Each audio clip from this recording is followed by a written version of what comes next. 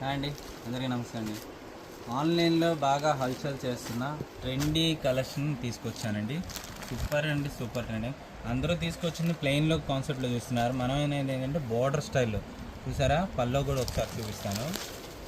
మంచి ట్రెండీ కలెక్షన్లో పల్లో చూడండి ఎంత రిచ్గా ఉందో. చాలా గ్రాండ్ లుక్ వస్తుంది. బ్లౌజ్ అండి, ఇది బ్రాకెట్ బ్లౌజ్.